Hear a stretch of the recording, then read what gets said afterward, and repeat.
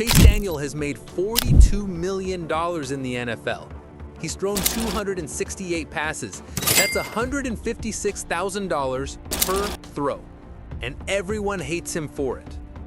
Being a backup QB isn't a job, it's a psychological experiment in how much humiliation a human being can take while cashing million-dollar checks.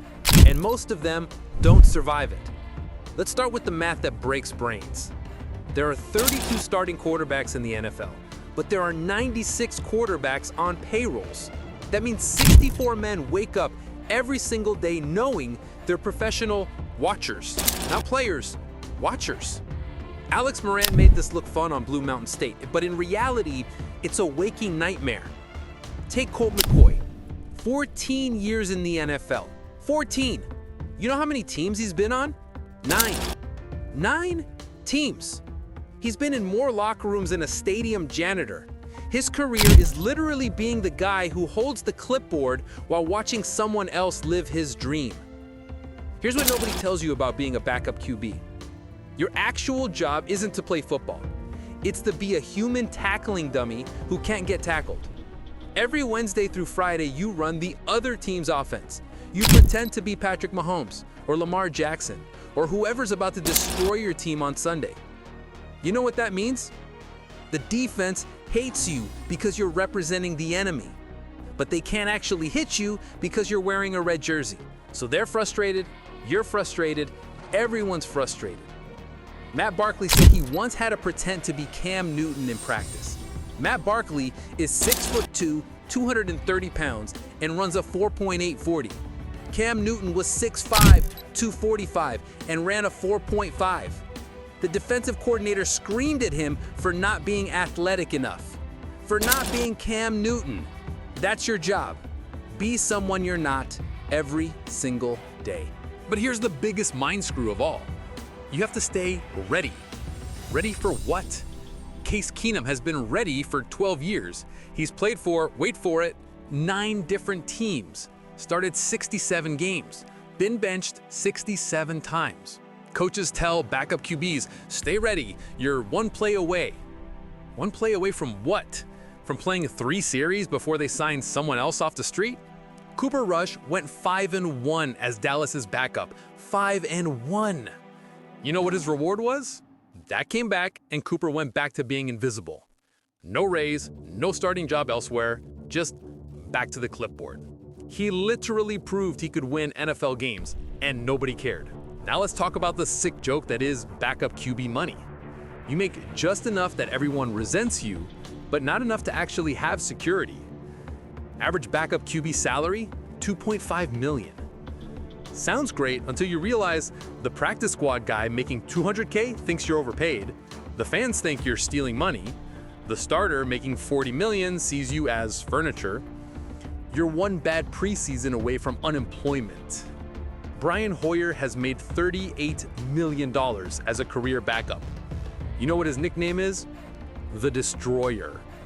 Not because he destroys defenses, because he destroys hope. Every time he plays, fans realize their season is over. $38 million to be the symbol of failure. Here's a special kind of hell. You have to be the starter's best friend. Not by choice, by survival. You carry his helmet, you watch film with him at 5 a.m., you throw him extra passes after practice, you're his therapist, his cheerleader, his punching bag. Josh McCown spent 3 years basically being Sam Darnold's dad. Watching film together, eating meals together, texting about plays at midnight. Then Darnold got traded and McCown got cut the same day. 3 years of mentorship, gone. No goodbye, no thank you, just gone. That's the job.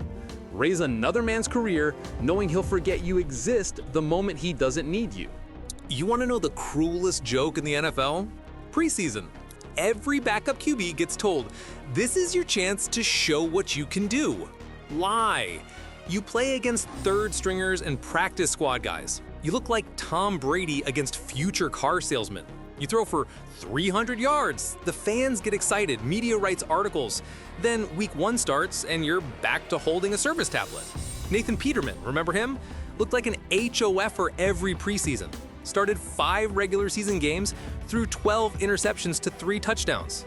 But every preseason, some team convinced themselves, this time will be different. Spoiler, it's never different. Here's what's really sick. The only time you get to play is when the game is already over, up by 30 or down by 40. But here's the trap. Play too well, you create a QB controversy. Play poorly, you're cut tomorrow. Blaine Gabbert came in during garbage time in 2018, threw a perfect touchdown, and the fans started chanting his name. You know what happened? The coaching staff made him apologize to the starter for creating a distraction. He apologized for playing well. That's the tightrope. Be good enough to keep your job, but not good enough to threaten anyone. Every backup QB lives in constant fear of 2 words: trade bait. You're not a person. You're an asset, a bargaining chip, a future draft pick.